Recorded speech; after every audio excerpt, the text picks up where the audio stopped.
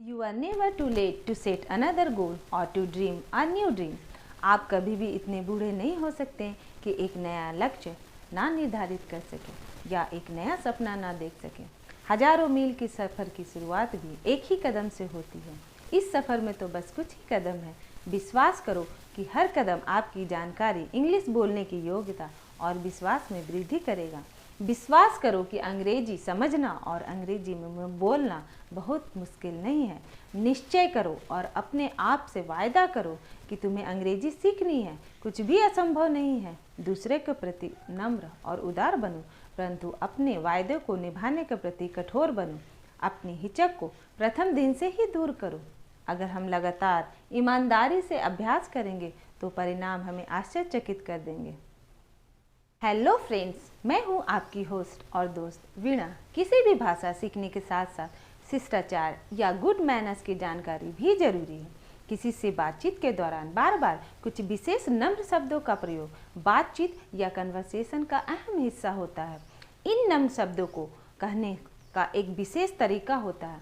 किस बात को कैसे कहें, किन शब्दों का इस्तेमाल कब करें, ऐसी बातों की जानकारी होना बहुत ज़रूरी है।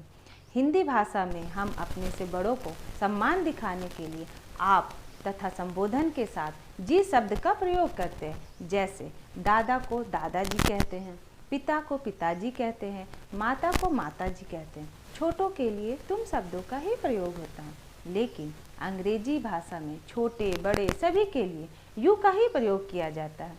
लेकिन अंग्रेजी भाषा में बात बात पर शिष्टाचार जताने की प्रथा है। अंग्रेजी भाषा में शिष्टाचार के लिए कुछ विशेष शब्द होते हैं जो बहुत ही महत्वपूर्ण है। इन शब्दों में पूरी अंग्रेजी भाषा का शिष्टाचार व्यक्त होता है। ये शब्द इस प्रकार हैं। देखते हैं। पहला शब्द है प्लीज। प्लीज मतलब कृपया। प्लीज, प्लीज मतलब कृपया। दूसरा शब्द है सॉरी। सॉरी मतलब माफ़ी चाहता हूँ। सॉरी, माफ़ी चाहता हूँ। तीसरा शब्द है थैंक्स। थैंक्स मतलब धन्यवाद। थैंक्स, थैंक्स मतलब धन्यवाद। चौथा शब्द है वेलकम। वेलकम मतलब स्वागत है। वेलकम, वेलकम मतलब स्वागत है। पांचवा शब्द है काइंडली। काइंडली मतलब कृपा करके। काइंडली, कृपा करके। छठा शब्द है अलाउ मी, मतलब मुझे अनुमति दें। अलाउ मी, मुझे अनुमति दें। सातवां शब्द है आफ्टर यू, आपके बाद।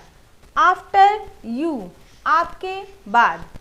आठवां शब्द है एक्सक्यूज मी, मुझे माफ़ करें। एक्सक्यूज मी, मुझे माफ़ करें। नौवां शब्द है पार्डन। पार्डन मतलब क्षमा करना। पार्डन, क्षमा करना। 10वां शब्द है इट्स माई प्लेजर, मतलब यह मेरा सौभाग्य है। इट्स माई प्लेजर, यह मेरा सौभाग्य है। 11वां शब्द है दैट इज ऑल राइट, मतलब सब ठीक है। दैट इज ऑल राइट, सब ठीक है। 12वां शब्द है नेवर माइंड, कोई बात नहीं। नेवर माइंड, कोई बात नहीं। 13वां शब्द है मेंशन नॉट, उल्लेख ना करें। मेंशन नॉट, उल्लेख ना करें। 14वां शब्द है हेलो, मतलब हेलो। अब मैं आपको एक एक करके इन शब्दों का प्रयोग कब और कहाँ करना है ये मैं बताती हूँ। प्लीज़ और काइंडली शब्द का प्रयोग किस प्रकार करेंगे आइए देखते हैं। प्लीज़ और काइंडली। यदि आप किसी से एक किताब लेना चाहते हैं या फिर एक गिलास जूस मांगना चाहते हैं या किसी से समय पूछना चाहते हैं या कोई उत्तर के लिए हाँ कहना चाहते हैं तो वाक्य में कृपया शब्द का प्रयोग करेंगे। यदि आप केवल प्लीज़ कहते हैं तो यह भी काम करेगा। लेकिन यदि आप प्लीज़ या काइंडली शब्द का उपयोग नहीं करते हैं तो आपको अशोभनीय कहा जाएगा। काइंडली का प्रयोग आमतौर में राइटिंग में और सीनियर के साथ किया जाता है। हिंदी में आप इस प्रकार इन वाक्यों को कह सकते हैं। अपनी एक किताब दें, एक गिलास जूस दें। समय क्या है? और हाँ, मैं पी लूँगा।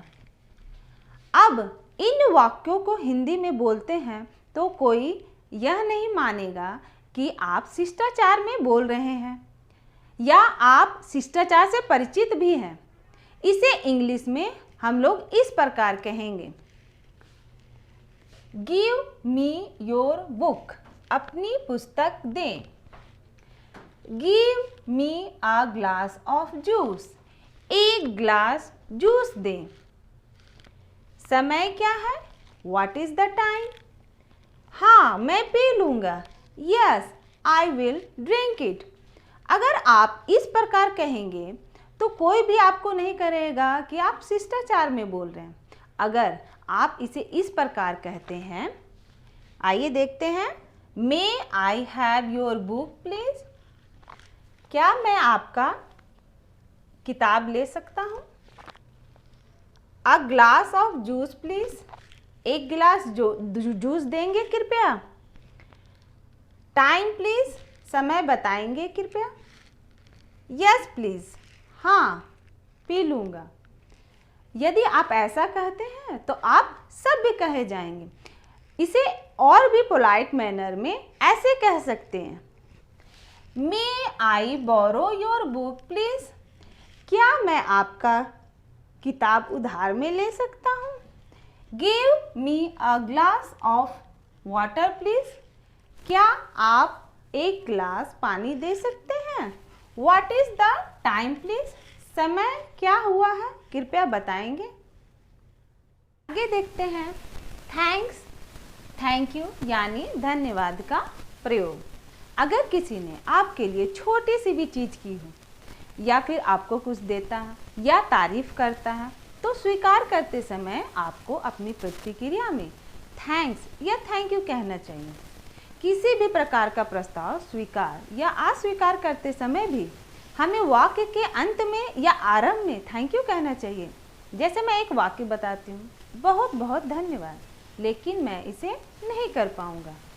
थैंक्स या थैंक यू का प्रयोग थोड़ा अनौपचारिक दिखाई देता है, इसलिए कुछ अन्य शब्द इसमें जोड़कर इसके वजन बढ़ाए जा सकते हैं, यानी मतलब सुनने में और भी अच्छा लगे, इसके लिए हम इसमें कुछ शब्द जोड़ सकते हैं, जैसे कि थैंक्स अ लॉट या फिर मेनी थैंक्स या थैंक यू वेरी मच या फिर थैंक यू सो मच।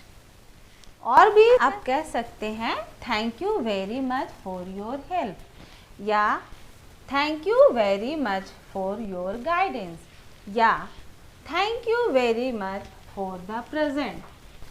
अब आप यदि किसी की सहायता करने के इच्छुक हैं तो आप वाक्य को किस प्रकार कह सकते हैं, आइए समझते हैं। मान लीजिए आप किसी की मदद करना चाहते हैं तो आप कह सकते हैं can I help you, can I help you. अब यदि आप किसी के लिए खिड़की खोलना चाहते हैं तो आप उससे पूछेंगे shall I open the window for you please.